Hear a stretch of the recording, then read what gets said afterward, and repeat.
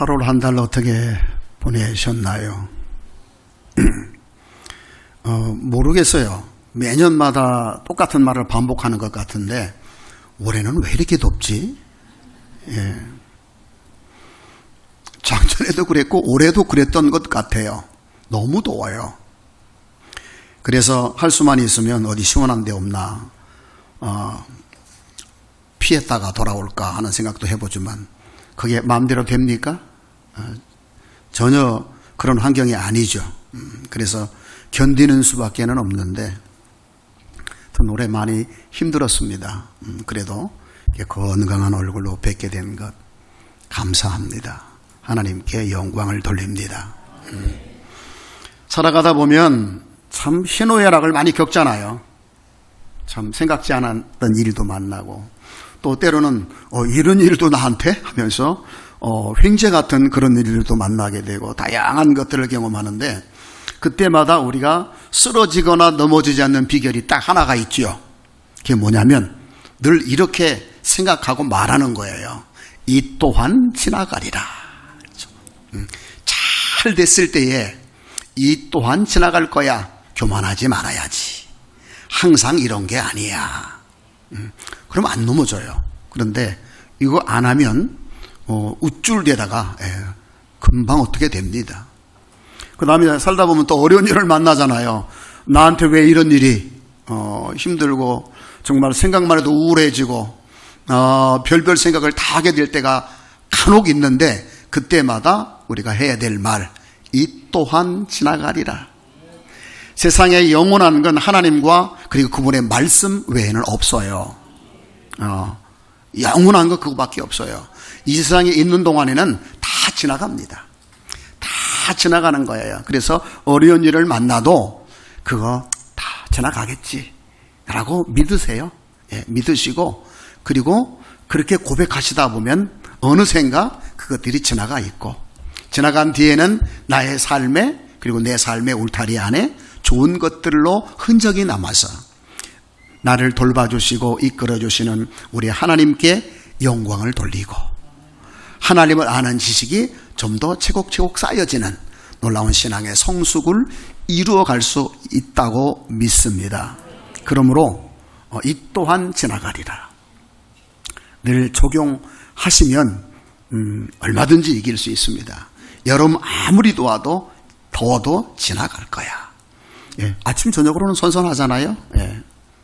그래서 어제 새벽인가는요. 진짜 가을이 오는가 봐. 너무 시원했어요. 너무 감사했고요. 이러다가 이제 갑자기 날씨가 쌀쌀해집니다. 여름 때문에 고생하신 분들 기대하시고 잘 이겨가시기를 바라고. 그리고 우리 알곡교회를 보면서 참 감사한 게 감사하게 참 많은 교회이지만 그중에 우리 목사님이 말씀을 전하시는 걸 제가 가만히 보고 있으면 순간순간 최선을 다하신다는 걸 느껴요. 네. 야, 이렇게 열심히 준비하시는 목사님이 또 있을까 할 정도거든요. 그래서 참 알곡교회가 복을 받았다 그렇게 믿습니다. 그래서 멀지 않은 장래에 여기가 말씀을 사모하는 이들로 가득 찰 것을 기대합니다.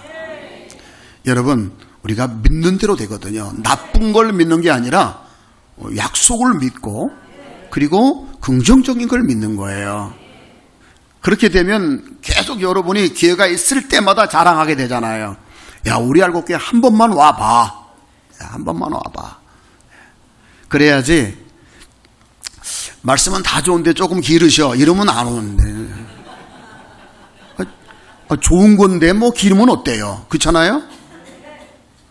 무슨 연수곡도 1시간 반씩 보면서 무슨 뭐 말씀 가지고 그러면 안 되죠. 얼마나 안타까운 마음으로 말씀을 전하시면 그러시겠어요. 하여튼 참 말씀이 좋은 교회 최고입니다.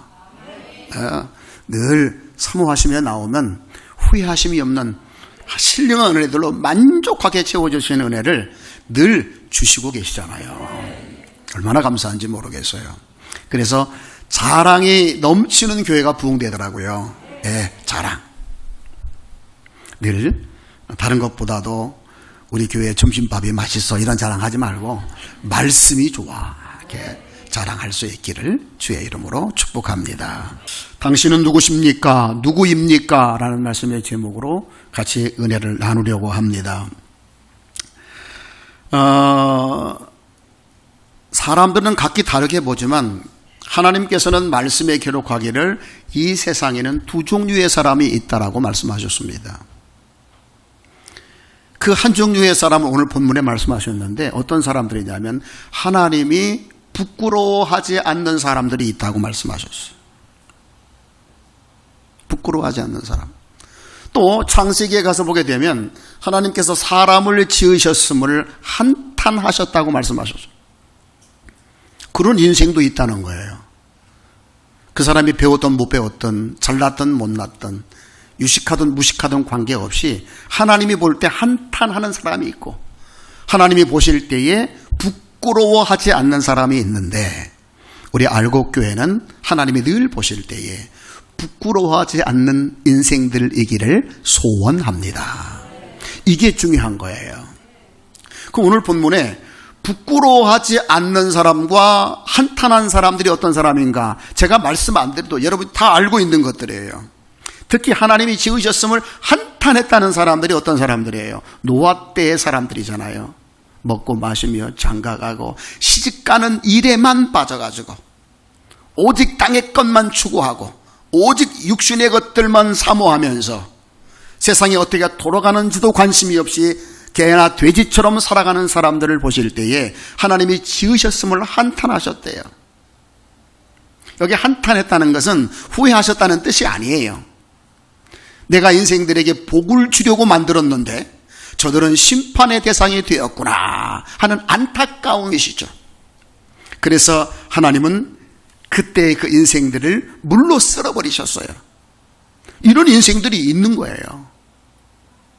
그 시대에 구원받은 사람은 노아와 그의 가족들 뿐이었다고 성경은 말하고 있지 않습니까? 그런 사람들이 있는가 하면 오늘 본문에는 아브라함과 이삭과 야곱을 가리켜서 하신 말씀인데 이들은 하나님이 부끄러워하지 않는 사람이라고 말씀하셨어요. 그래서 그들을 위하여 영원히 쇠하지 않는 성을 예비하시고 그들에게 이것을 상속으로 물려주시겠다고 말씀하셨습니다. 그럼 이 사람들은 어떤 사람들이냐? 자기들이 비록 땅에 살지만 자기들은 이 땅에 살지만 나는 이 외국인이고 나는 나그네이다. 우리가 돌아갈 본향이 따로 있다.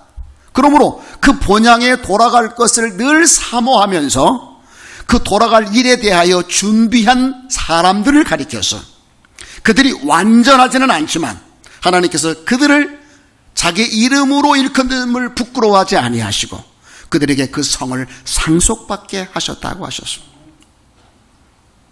소원하옵기는 저와 여러분이 그 하나님이 부끄러워하지 않는 사람이기를 소원합니다. 그러려면 어떻게 살아야 돼요? 비록 땅에 살지만 우리는 외국인이야. 우리는 나그네야. 우리는 돌아갈 본향이 따로 있어. 여기가 전부가 아니야. 영원한 하나님이 예비하신 나라가 있어.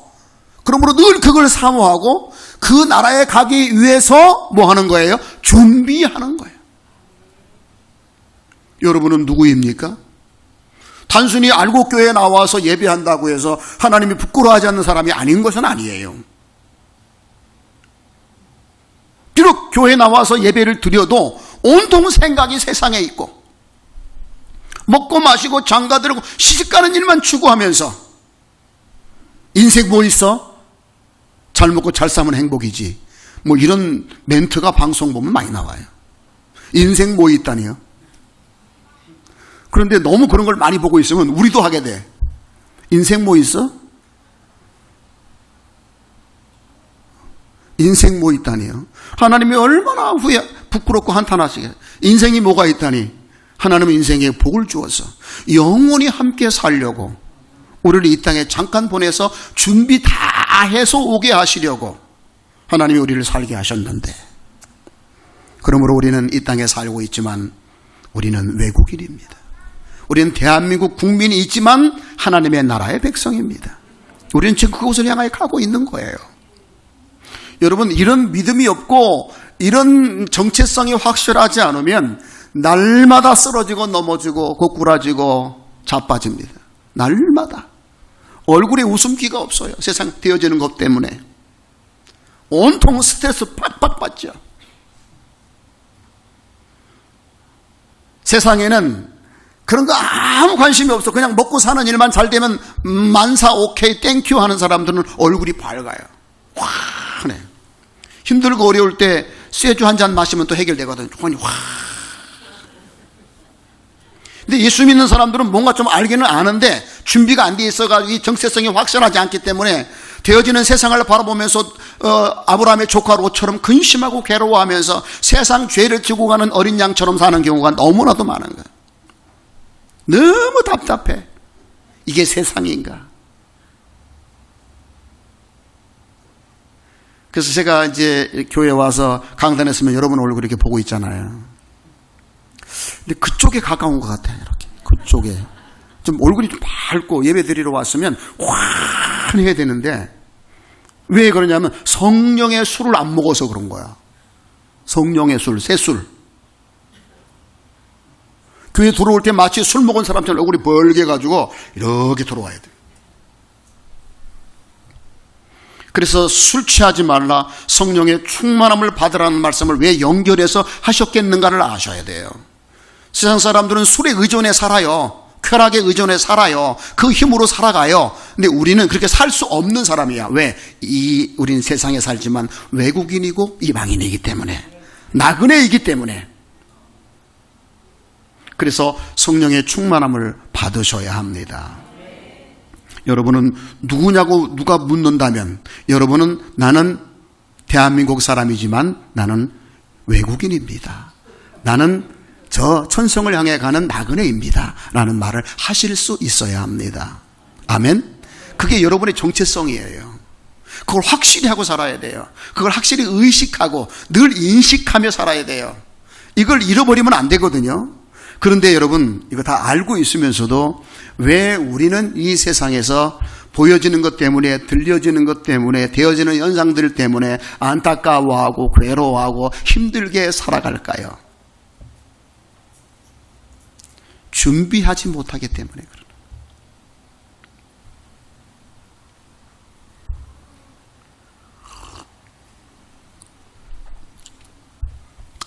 이 말씀이 제 마음속에 많이 들어와 있고 이 말씀을 여러분에게 전해야 되겠다는 생각을 하면서 기도하는 중에 어떻게 하면 우리 알곡교회 성도들이 나는 외국인이고 나는 나그네입니다 라는 걸 잊지 않고 늘 의식하면서 인식하면서 끊임없이 포기하지 않고 실패하지 않고 나그네 길을 걸어가다가 드디어 하나님이 예비하신 거룩한 성에 건강한 모습으로 부끄럽지 않은 모습으로 입성함으로 말미암아 하나님께서 부끄러워하지 않는 인생이 될 수 있을까요? 기도하는 중에 아무나 마음 먹는다고 생각한다고 되는 것이 신앙이 아니다라고 말씀하시면서 제게 3가지를 말씀해 주셨어요. 그게 뭐냐면 하나님이 우리를 왜 부르셨는가를 알아야, 그리고 그것을 삶 속에 실현해 가야만이 비로소 이 내가 외국인이고 나그네라는 사실을 잊지 않고 신앙을 유지해 가면서 승리하는 길을 간다라는 것을 말씀해 주셨습니다. 그 첫 번째가 뭐냐면 하나님께서 우리를 창조하시고 부르실 때 우리가 어떤 존재로 창조되어지고 부름받았는가를 아는 거예요. 여러분은 하나님이 어떤 존재로 부르셨고 창조하셨습니까? 사도 바울은 우리들에게 이렇게 말씀하셨어요. 우리는 하나님이 만드신 그릇과 같은 존재다라고 말씀하셨습니다. 로마서 9장에 보게 되면 사도 바울은 로마서에 보낸 편지에서 이렇게 말씀하고 있습니다. 하나님은 토기장이와 같으시다. 세상의 모든 사람들을 만드실 때 2 종류의 사람으로 만드셨다. 하나는 귀한 그릇으로 만든 사람들이 있는가 하면 하나는 천한 그릇으로 만든 사람들이 있다라고 말씀을 하셨습니다. 그 귀한 그릇은 어떤 그릇이냐? 하나님이 부르신 사람인데 그 사람들은 하나님의 자비하심과 긍휼하심을 가득 담아서 그로 하여금 영원한 나라에 이르게 하시고 그들을 통해 하나님이 이렇게 자비로우시고 은혜로우시다는 것을 오래 참고 인내하심으로 하나님의 놀라운 모습들을 경험하고 체험받을 사람들이 있는데 그들은 바로 부름받은 사람들이고 귀한 그릇이다라고 말씀하셨어요. 또 한 종류의 사람들이 있는데 그 사람들은 천한 그릇으로 만들었대요. 왜 천한 그릇이냐? 그들은 하나님이 진노를 담도록 하나님이 창조하셨대요.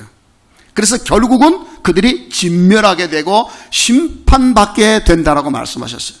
그들은 어떤 사람들이냐? 하나님을 거역하고 하나님을 욕되게 함으로 말미암아 하나님의 심판을 받는 사람들인데 이 사람들은 뭘 보여주는 사람들이냐? 하나님의 능력이 어떠함을 보여주는 사람들로 하나님이 창조하셨대요.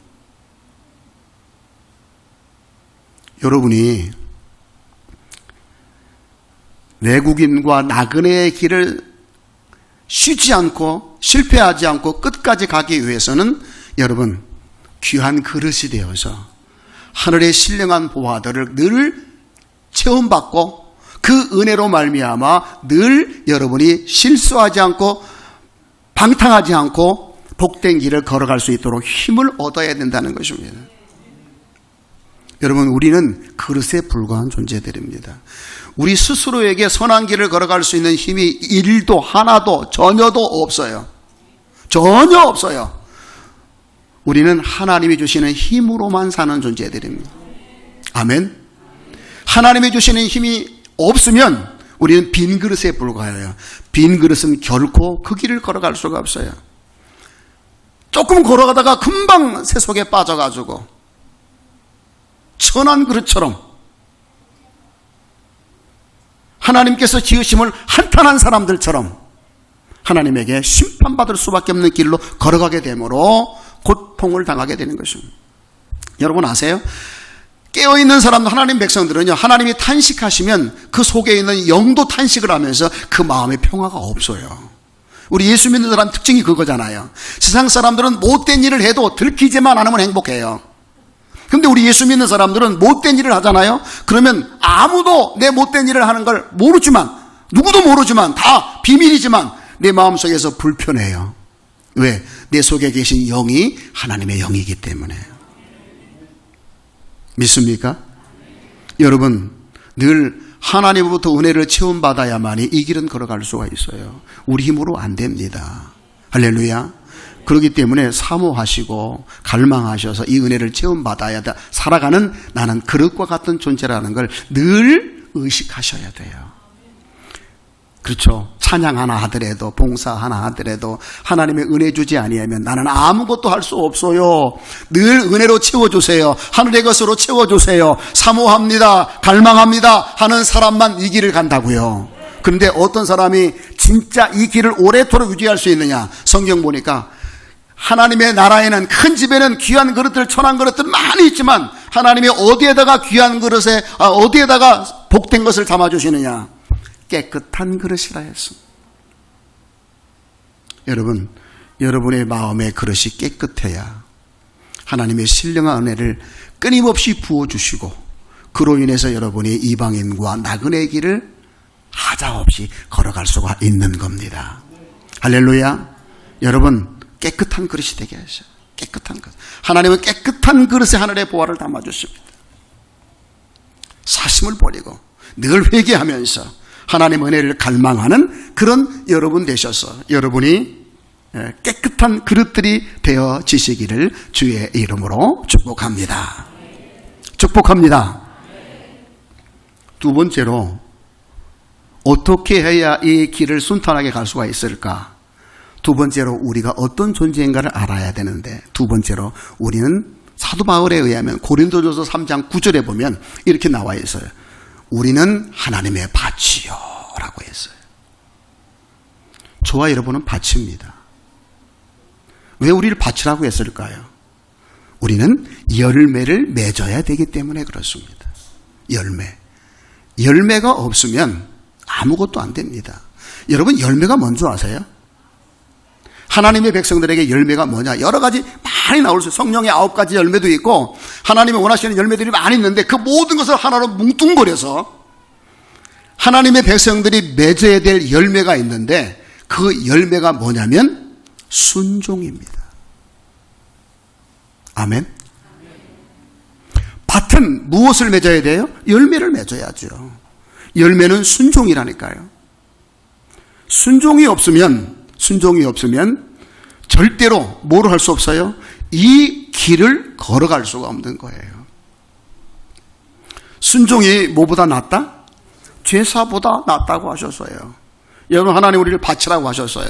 근데 이 우리의 밭이 열매를 맺어, 다시 말해서 순종의 열매를 맺기 위해서는 뭐를 해야 되느냐? 사도 바울은 여러 가지로 교훈해 줬는데 그 중에 하나가 우리의 밭은 끊임없이 기경을 해야 한다 했어요.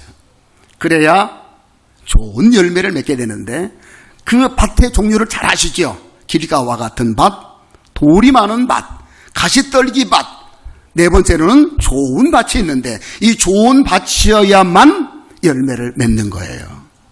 좋은 밭은 어떤 밭이죠? 순종하는 것입니다. 인내로 결실하는 그 밭, 그 밭이 하나님이 기뻐하는 밭이 되고 결국은 그런 사람들이 어떤 길을 걸어가는 거예요? 하나님을 영화롭게 하는 길을 걸어갈 수가 있습니다. 믿습니까? 여러분, 우리가 믿음의 길을 걸어가면서 정말로 우리의 마음속에 선한 열매를 맺게 하려면 여러분, 딱딱하고 완악한 마음, 돌밭이 뭐죠? 돌들, 또 가시떨기가 뭐죠? 여러 가지 하나님 앞에 순종하지 못하게 하는 많은 요소들을 말하는 거예요. 그것들을 여러분들이 하나님 앞에 구하고 회개함으로 그것들을 제거할 때에 우리가 순종함으로 하나님 앞에서 선한 열매를 맺어갈 줄로 믿습니다. 이것이 바로 하나님께서 저와 여러분에게 원하시는 것들이에요. 이것들이 없으면 우리가 아무리 신앙생활을 잘한다고 할지라도 아무것도 아니에요. 꼭 기억하시기를 바랍니다. 선한 열매, 아름다운 열매는 우리가 순종할 때 맺어지는 것들이다. 할렐루야. 하나님께서 우리에게 너는 이것이다 라고 말씀하시면서 하셨던 말씀들이 너는 이렇게 밭이다 또는 그릇이다 라고 말씀하시고, 그리고 또 하나 우리에게 중요한 말씀을 해주셨죠. 우리를 가리켜서 집이라고도 말씀하셨어요. 하나님의 집이다. 너희는 하나님의 집이다. 여러분, 우리가 집이라는 말은 어떤 의미를 가지고 있느냐면 하나님과 동거한다는 의미를 가지고 있습니다. 그렇죠? 하나님과 동거한다는 말은 결국 하나님과 동화되어서 연합되어서 하나가 되어 나간다는 의미를 가지고 있습니다. 하나님이 집을 지을 때에 거기 나무나 풀로 또는 집으로 집을 짓는 사람도 있고 때로는 어떤 사람들은 금과 은과 보석으로 집을 짓는 사람들이 있다고 말씀하셨습니다. 여러분의 집은 어떤 집입니까? 무엇으로 집을 짓고 있나요? 금과 은과 보석이기를 소원합니다. 금과 은과 보석. 금과 은과 보석은 뭐죠? 변하지 않는 거예요. 변하지 않는 것이죠. 이걸 성경적으로 제가 이미 여러 번 말씀드렸는데 금이라고 하는 것은 변하지 않는 하나님에 대해서 우리에게 말씀해 주고 계시고, 은이라고 하는 것은 우리를 구속해 주신 그리스도의 보혈과, 그리고 보석은 우리의 삶 자체를 변화시켜서 복되게 하고 거룩하시는 성령님의 은혜를 상징한다는 말씀을 여러 번 드렸어요. 우리가 이것이 아니면 우리가 짓는 집들이 의미가 없어요. 할렐루야. 바로 우리가 이 하나님이 주신 이 놀라운 은혜들로 집을 지어서 부끄럽지 않는 삶을 살아가야만 하나님 앞에서 부끄러움이 없는 인생으로 살아가게 될 줄로 믿습니다. 주여, 오늘 우리에게 주시는 말씀 꼭 기억하시기를 바랍니다. 하나님이 저와 여러분의 삶을 복되게 하셔서 하나님의 자녀로 만들어 주시기 때문에 우리가 이 땅 위에서 하나님의 자녀로 살아갈 수가 있습니다. 그 일을 위해서 꼭 우리가 기억해야 될 것, 우리가 어떤 존재로 부름을 받았는가 하는 것입니다. 우리가 어떤 존재로 부름을 받았죠? 우리는 하나님의 집이 되도록 부름을 받았고, 할렐루야. 그렇죠? 하나님의 밭이 되도록 부름을 받았고, 또 하나는 뭐죠? 그릇으로 하나님이 우리를 부르셨습니다.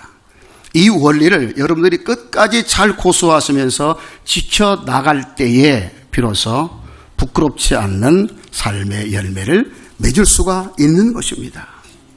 그래서 하나님 앞에서 우리가 부끄럽지 않는 삶을 살아드려 우리 주님 오실 때에 정말 잘했다 칭찬받는 복된 삶을 살게 될 줄로 믿습니다. 이와 같은 은혜가 여러분 심령과 삶에 가득할 수 있기를 주의 이름으로 축복합니다. 아멘.